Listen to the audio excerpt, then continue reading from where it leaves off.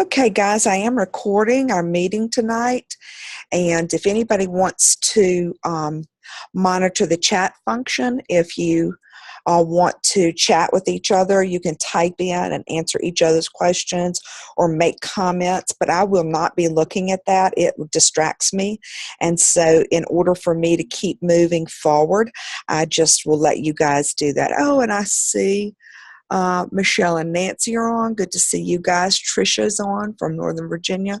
So, when you saw the topic for tonight, I bet some of you thought, what is she, crazy? She's talking about essential oils for grief and loss, and it's Father's Day. And so that wasn't an accident. For one thing, I'm sure that some people associate Father's Day with a loss because so many of us have either lost a spouse or lost our father, or maybe even have lost a child. And so a lot of times on holidays like today, the pain of grief and loss is very real. But that wasn't originally why I decided to cover this topic this week. The reason that I did was that on Tuesday, a dear friend of mine, my best friend from high school, passed away with breast cancer. And I didn't know she was going to die. I thought that she was going to be healed and be cancer free, and that we were going to live the next 20 years getting together every couple months like we always did. And so when I got the news, I was really thrown very rapidly back into the throes of grief and loss. And so because of that, and that's why I'm in Virginia now, I flew up on Thursday for the visitation and funeral on Friday. And on Friday night, I found myself sitting here. I'm at my son's house in Virginia. I found myself sitting here with a half-gallon of chocolate French silk ice cream and a spoon.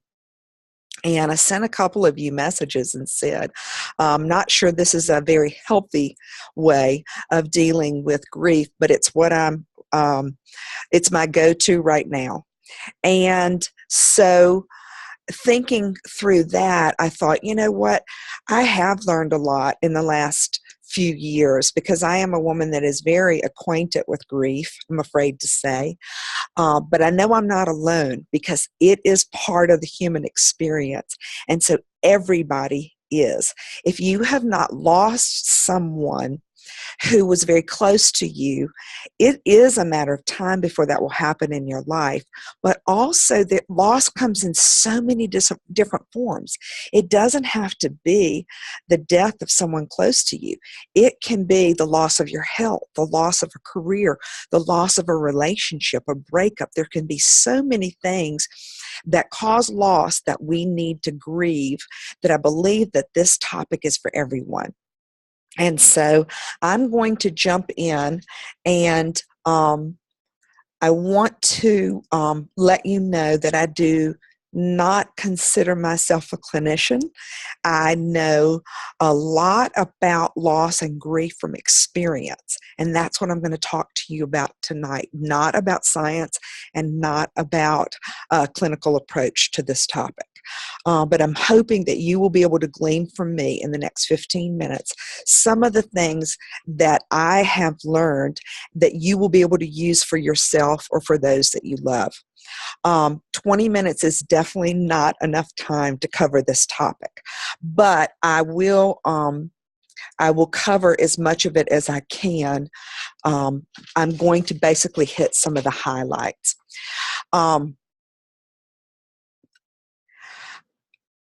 Another disclaimer that I will give is that our family had experienced tremendous grief over a short period of time. We lost 5 family members in less than close, immediate family members in less than a 2-year time period. And then 2 years after that is when we lost our son. And basically, the things that I did with the oils, during most of that time period, I cannot tell you what they were. I can only tell you my theory of what they were, because during that time I was so debilitated that I wasn't able to really use the oils on myself or come up with protocols. So if you are in this place right now, I suggest that you tell other people, I'm really in a bad place right now, or I'm really in deep grief, or I'm really struggling, and I need somebody to help me with my oil usage. And if you are not in that place and you know somebody, that you be that person for them. Because I had a lot of people that did that for me. And that is a part of us loving each other. And I know in this community, we do care for each other and we do love each other. So the second thing is, besides emotional support that the oils gave me, they gave me a lot of physical support. And the reason I bring that up is because deep grief and the dealing with loss takes a huge physical toll on you. And so I'm going to mention just a few of those. I'm going to start there. For one thing, your tummy issues. When I was flying into Roanoke on Thursday evening, I knew that I was going to jump off the plane, get in a car, and be taken straight to the funeral home where I would meet my friend's family. And my stomach was nauseated. I felt terrible in my gut. And it was a physical manifestation of the emotions going on in me, but I had to deal with it physically. So some of the things that we can use to deal with the tummy issues and the unsettling and the nauseated feelings is you can use your digestin, your peppermint, your fennel, and your ginger are all really, really helpful for that. Another physical condition that I had was I had issues with my breathing.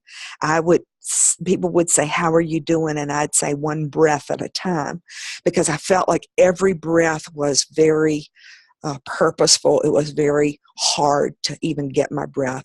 And people who would be around me would say, Elaine, you need to breathe, because my breath was very shallow. I felt like my throat was constricted and everything was kind of caught right here in my throat.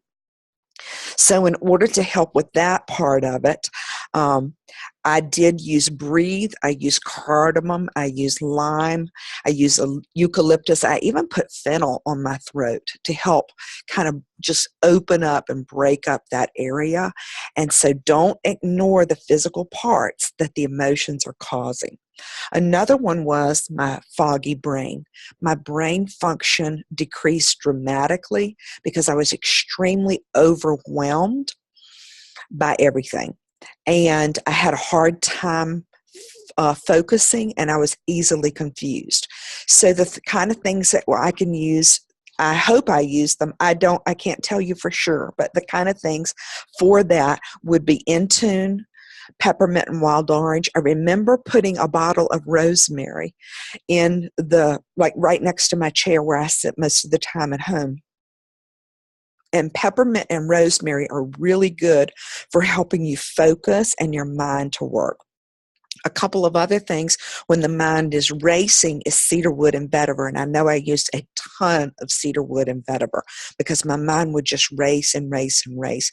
And it would go to some pretty bad places out of the pain.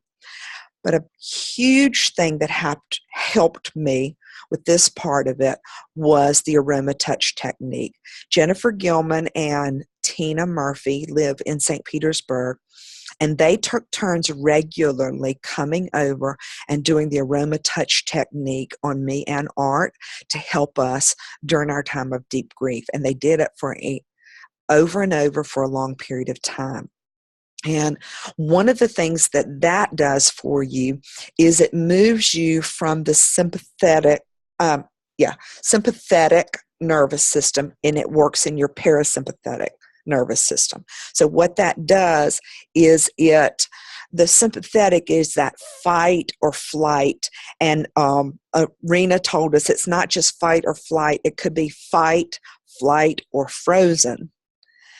So that's where your nervous system is always tense and nervous, and you are reacting rawly to everything. Everything is a crazy reaction.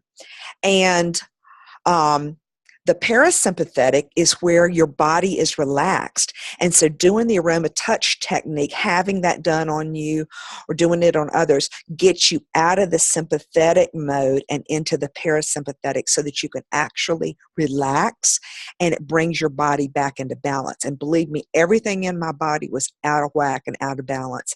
I had a lot of sensory issues where I couldn't stand no makeup, no jewelry. I couldn't stand my own hair. I couldn't stand to have my clothes on. All of those things bothered me. And so having the aroma touch technique was one of the things that helped really calm me down physically. The next thing is sleep. Sleep is so important, but it gets dramatically affected when you're in a morning state. And so the oils that I used, and I have to tell you, this was a blessing to me that I had these oils, because I was able to sleep without having to take any medications during this whole time period. And so I used Serenity for calming. I used vetiver and cedarwood.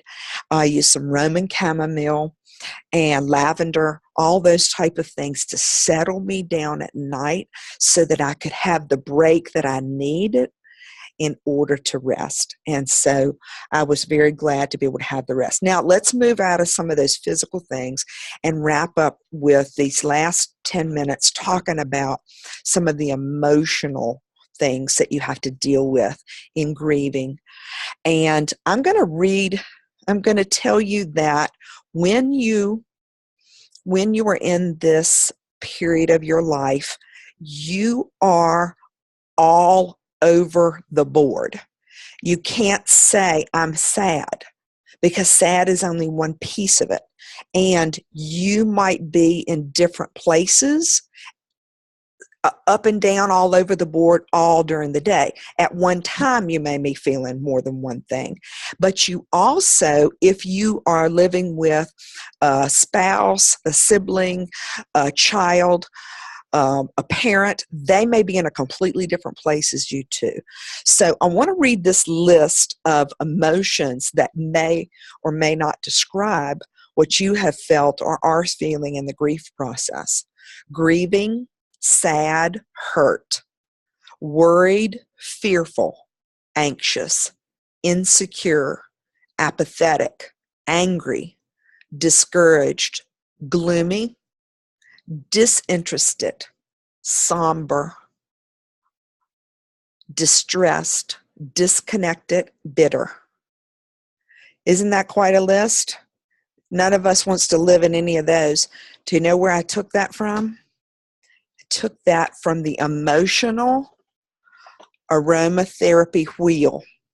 This emotional aromatherapy kit that doTERRA has, and this wheel is online. I'm sure you can get it at doTERRA.com. It has all of those emotions in a wheel. So you look at the wheel and you try to pinpoint, where am I? Right now, I'm bitter. I'm mad. And you look at that, and that will lead you to the blend of oils that will best help you during that time period. I'm sad. I'm despondent. That'll lead you to another one, okay? So there's 6 of these oils that are already pre-formulated and blended for us from doTERRA. I did not have those in the beginning. They came out almost a year after Paul died, but believe me, I was still in the deep throes of grief at that point, and I started using them right away. 2 of my favorites are the Console and the Peace. But really, if you look at that whole wheel, like I said, you're all over the board. Look at where you are. What are you feeling? What is today? What am I dealing with today? What am I dealing with right now? What am I dealing with 2 hours from now? You keep that wheel around, look at it, and it will tell you what groupings of oils are best based on that emotional state, and then which blend has those oils in them. Other blends that I suggest for during this time period is a book that we go to all the time, the I Am Fabulous book. When I looked through this book, and I did not have this until recently, only a few months ago did we get introduced to these 45 blends. But as I looked through that book, Desiree Mangendog does a tremendous job of really describing a blend. This blend is for very specific paragraph on what this blend is for, and you can find out it. Yes, I think that's, oh no, I don't think that was quite me. Make that up and use it for a short period of time, get past that, and then maybe need to work on something else. So a few of them that I pulled out to suggest would be one called Out of Darkness, one called Mayflower Blooms, Soothe the Soul, Mend the Heart, Warm Embrace, and Still My Mind. Those were just a few, but I think that if you become a student of this book, you will find yourself in some of those descriptions, and it'll be extremely helpful in helping you move past that point. Besides reading the descriptions, I really like the breakdown of each oil and why that oil is in that specific blend, and it gives very detailed information on why she chose that oil. Another book that I use, you all see this week after week, is my Emotional Aromatherapy, Emotions and Essential Oils. This really helps you to pinpoint maybe why you're drawn to certain oils. I didn't study these books in the beginning of my grief, but what I did was I kind of went on instinct a lot, and then I would look at them later and go, oh, that's why I'm drawn to that right now, and I wanted it to either smell it from the bottle or put it in my diffuser. And so I'm going to tell you a few of the ones that I specifically used. One was my Balance and Wild Orange, which I had been using for feelings of sadness. It's called my Happy Blend. I had been using it for about a year before Paul died, and I continued to use it because I knew that I needed to keep that balance in me, to have that emotional stability. And the wild orange, any citrus, is so good for anxiety and uplifting. So I continued to use that all the time. I would put it on my pulse points, and I would put it on the back of my neck, and I would one of our friends, Crystal, who's a part of this oil user group, she made me bracelet with some lava rocks on it, and I would put it on those lava rocks and have it as have it diffusing around me all the time.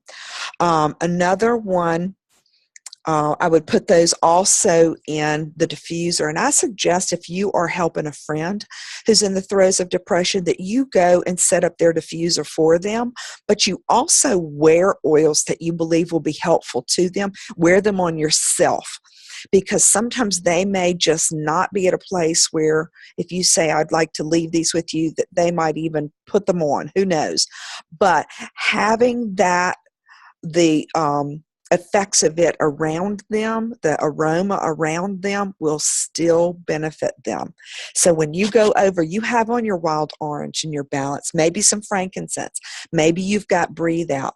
The Breathe basically opens you up. It brings you from sadness to feeling cared for. It brings you from feeling unloved to feeling love.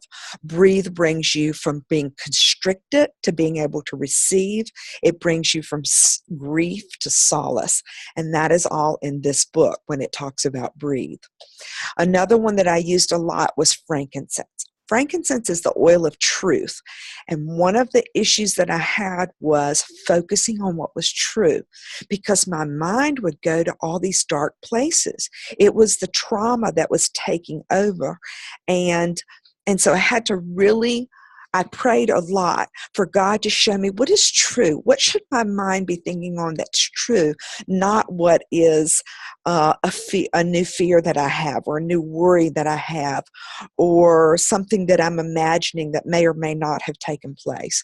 And so frankincense was extremely helpful with me in that. Frankincense also is one of those oils that helps us to connect with God. And Melissa is that way too. Melissa is the oil of light, and it also can help you to discern what is true and what is out of darkness and in the light. Roman chamomile is great for soothing, and it helps relax the mind. It's very, very helpful at night. Cypress is for those it's for those who are mentally or emotionally stuck.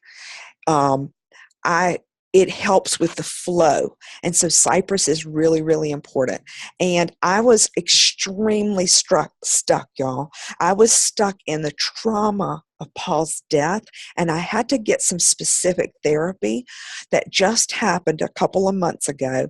I got specific therapy by a person who specializes in trauma, and that helped me tremendously. But the oils brought me along to a place where I was even open to that, where I could even see that I needed that. So don't think that this is a quick process. Don't think that you can just put a couple oils on you, I'm okay. Because grief takes time, and you have to press into it. You have to not try to cover it up, and you need to get through it in order to be better. A couple others. Myrrh. Myrrh gives a sense of safety and security. I had a lot of safety issues. Put it around your navel. It also helps with fears and the feeling that the world is an unsafe place. Myrrh is great for that. And I remember in my Oils of the Bible class, we talk about Nicodemus was preparing Jesus' body after he had died for the tomb. And he used a lot of sandalwood and myrrh to prepare the body. Well, that was part of their ritual in preparing the body, but it also, in that class, we learned that sandalwood and myrrh are also really great oils for those who are left behind who are grieving.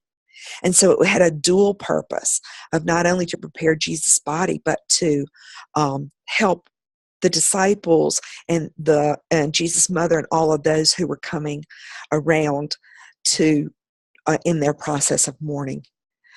Rosemary is great. I talked about it with helping my mind, using it with peppermint and wild orange to help me focus. Marjoram is the oil of connection, and often when you are have such emotional trauma, you feel very disconnected, and so